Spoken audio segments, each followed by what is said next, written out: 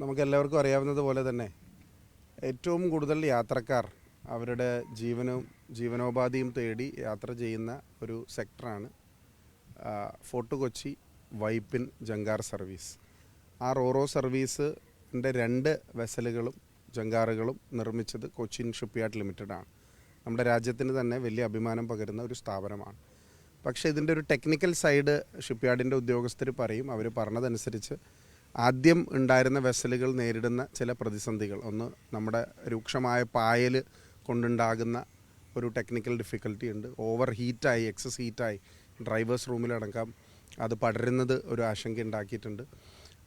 ഒരേ സമയം 2 അല്ല 3 വെസലുകൾ നമ്മൾക്കിവിടെ നിർത്തേണ്ടതുണ്ട്. 2 ഓപ്പറേറ്റ് ചെയ്യുമ്പോൾ തന്നെ 1 സ്റ്റാൻഡ് ബൈ ആയിട്ട്. കാരണം ഒരു ഭക്ഷണം കഴിക്കാൻ വേണ്ടി ലഞ്ച് ടൈമിൽ ബ്രേക്ക് ചെയ്യുമ്പോൾ തന്നെ വലിയ തോതിലുള്ള ട്രാഫിക് കുരുക്കാണ്, യാത്രക്കാരുടെ തിരക്കാണ് അനുഭവപ്പെടുന്നത്. അതുകൊണ്ട് തന്നെ ജോലിക്ക് പോകുന്ന വൈപ്പിൻ മട്ടാഞ്ചേരി പ്രദേശത്തുള്ള ആളുകൾ കൂടാതെ ടൂറിസവുമായി ബന്ധപ്പെട്ട് ആയിരക്കണക്കിന് ആളുകളാണ് ദിവസേന വാഹനങ്ങളിൽ ഫോർട്ട് കൊച്ചി പ്രദേശത്തേക്കും തിരികെ എറണാകുളത്തേക്കും വരുന്നത്. നമുക്കറിയാം, വളരെ വേഗത്തിൽ 5 മിനിറ്റ് കൊണ്ട് എറണാകുളത്തേക്ക് കണക്ട് ചെയ്യാൻ പറ്റുന്ന ഒരു സർവീസാണിത്.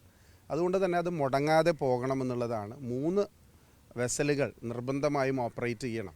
അപ്പോൾ ഈ 2 വെസലുകൾ ഇപ്പോൾ കുറേ നാളായി പ്രവർത്തിക്കുകയാണ്. അപ്പോൾ അതിൻ്റെ മെയിൻ്റനൻസ് നടത്തണം. കേരള സ്റ്റേറ്റ് ഇൻലാൻഡ് നാവിഗേഷൻ കോർപ്പറേഷനാണ് ഇതിൻ്റെ ഓപ്പറേഷൻസ് നടത്തുന്നത്. അത് സംബന്ധിച്ചിട്ടുള്ള ചില ആശങ്കകളും ബഹുമാനിയായ മേയർ ഇവിടെ പ്രകടിപ്പിക്കുകയുണ്ടായി. കൊച്ചിൻ ഷിപ്പ്യാർഡിൻ്റെ ടെക്നിക്കൽ ടീം പ്രകടിപ്പിക്കുകയുണ്ടായി. അതുകൊണ്ട് അവരുമായി കൂടി ബഹുമാനപ്പെട്ട മേയർ ഒരു മീറ്റിംഗ് വിളിച്ച് അതിൻ്റെ ആശങ്കകൾ കൂടി പരിഹരിച്ച് അതിൻ്റെ ഓപ്പറേഷൻ സ്മൂത്താക്കി കൂടുതൽ ജനങ്ങൾക്ക് പ്രയോജനകരമായി കോസ്റ്റ് എഫക്റ്റീവായി എങ്ങനെ അത് സാധിക്കുമെന്നുള്ള കാര്യം ആലോചിക്കുകയാണ്. ഫ്യൂച്ചർ പദ്ധതികളെക്കുറിച്ച് ബഹുമാനിയായ മേയർ ഇവിടെ സൂചിപ്പിച്ചു.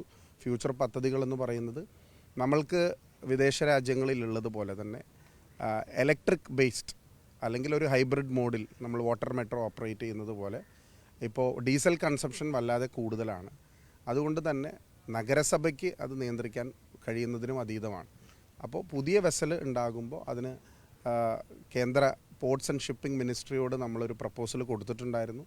അതിൻ്റെ ഒരു അസിസ്റ്റൻസ് കൂടി പ്രതീക്ഷിച്ചാണ് ഒരു EV മോഡലിൽ നമ്മൾക്ക് കൂടുതൽ ഒരു 50 or 100 വാഹനങ്ങൾ ഒരേ സമയത്ത് യാത്ര ചെയ്യാൻ കഴിയുന്ന ഡബിൾ ഡക്കർ രീതിയിലുള്ള ഒരു റോറോ സർവീസാണ് നമ്മൾ വിഭാവനം ചെയ്യുന്നത്.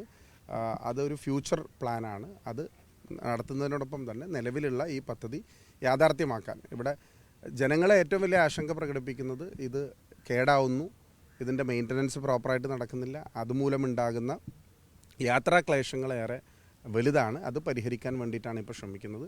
ബഹുമാനിയായ മേയർ സൂചിപ്പിച്ചതുപോലെ തന്നെ ബഹുമാനപ്പെട്ട കേരളത്തിൻ്റെ മുഖ്യമന്ത്രിയാണ് ഇതിൻ്റെ ഔപചാരികമായ ലോഞ്ച് ജൂലൈ മാസത്തിൽ നടത്തുന്നത്. അതിന് മുമ്പ് ഈ മാസം അവസാനം തന്നെ നീറ്റിലിറക്കുക എന്ന് പറയുന്നത് ഷിപ്പ് ബിൽഡിങ്ങിൻ്റെ ഒരു പ്രധാനപ്പെട്ട ആസ്പെക്റ്റാണ്. അത് ബഹുമാനിയായ മേയറായിരിക്കും അത് നിർവഹിക്കുന്നത്.